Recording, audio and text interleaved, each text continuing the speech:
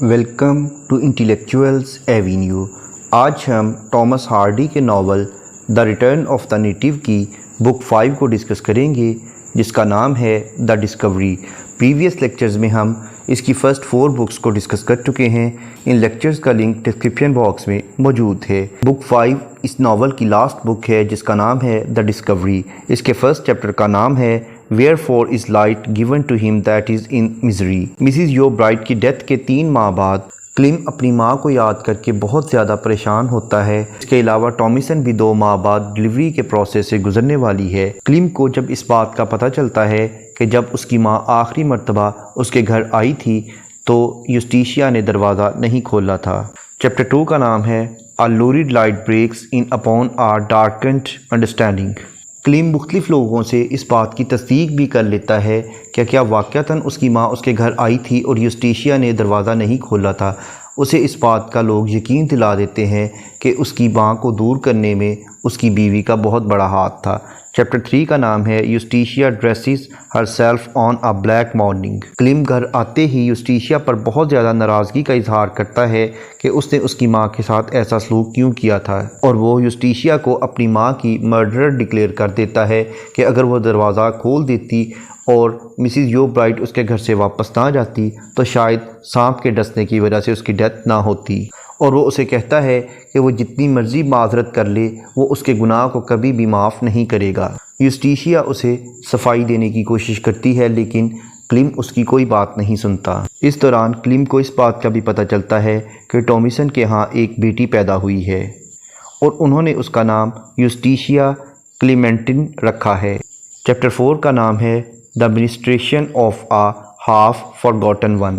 اس chapter میں Eustacia اور Charlie کی ملاقات دکھائی گئی ہے۔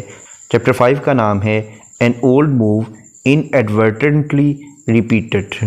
چارلی کچھ دن تک یوسٹیشیا کے پاس ہی رہتا ہے۔ اس کے بعد 5 نومبر کی ڈیٹ آتی ہے، یعنی یہ گائے فاکس نائٹ فیسٹیول کی رات ہے، یعنی جب بون فائر کیا جاتا ہے۔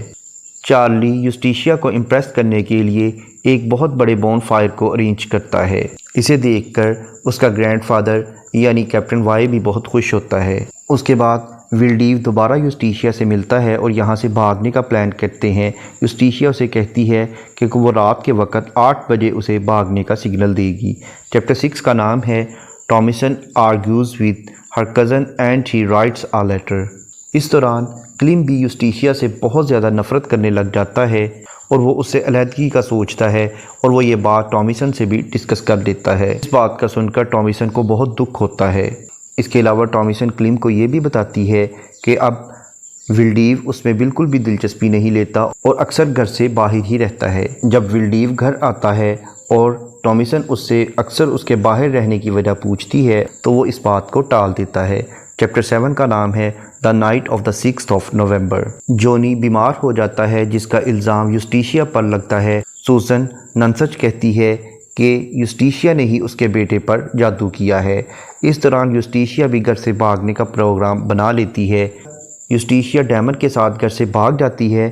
اسی دوران کلم ایک خط بھیجتا ہے جو کہ کیپٹن وائی ریسیو کر لیتا ہے۔ اس کے خیال کے مطابق یوسٹیشیا سو رہی ہے، اس لیے وہ اسے ڈسٹرب نہیں کرتا اور وہ خط سیڑھیوں کے نیچے پھینک دیتا ہے۔ اس رات بہت زیادہ بارش اور طوفان آ رہا ہوتا ہے، لیکن پھر بھی یوسٹیشیا گھر سے بھاگنے کا ارادہ کر چکی ہوتی ہے اور وہ گھر سے نکل جاتی ہے۔ وہ جاتے ہوئے گھر سے کوئی رقم بھی نہیں لے کر جاتی، وہ مکمل طور پر ولڈیو پر ہی ڈیپینڈ کر کے گھر سے نکل جاتی ہے۔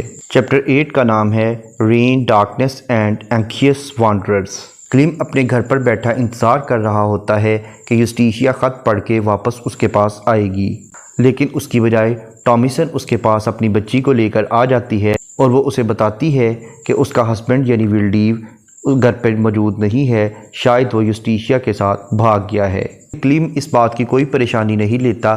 وہ کہتا ہے کہ اسے چاہیے کہ اپنے ہسبینڈ کو چھوڑے اور اسی کے پاس سٹے کر لے کیونکہ باہر بہت بارش ہو رہی ہے، بارش میں اس کا واپس جانا مناسب نہیں ہے۔ اس دوران کیپٹن وائی بھی پریشانی کے عالم میں کلم کے ہاں آ جاتا ہے اور اسے کہتا ہے کہ یوسٹیشیا گھر پہ نہیں ہے، اور وہ کلم کو اس بات کا الزام دیتا ہے کہ اس کے برے بیہیویئر کی وجہ سے یوسٹیشیا نے کوئی غلط قدم اٹھا لیا ہے۔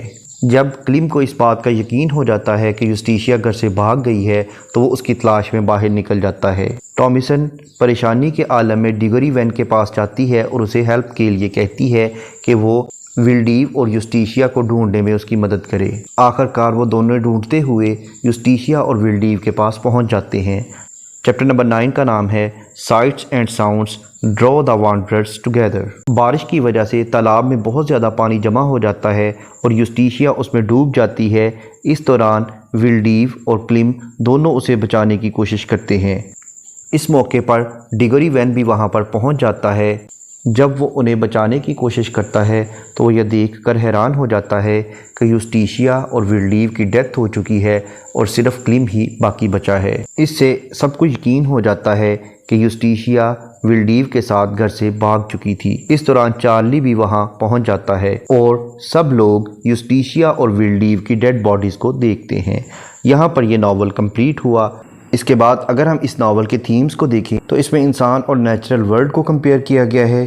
اس کے علاوہ فیٹ اور فری ول کو کمپیئر کیا گیا ہے۔ اس کے علاوہ love, family life, traditions and customs اور پرائڈ کا تھیم ملتا ہے۔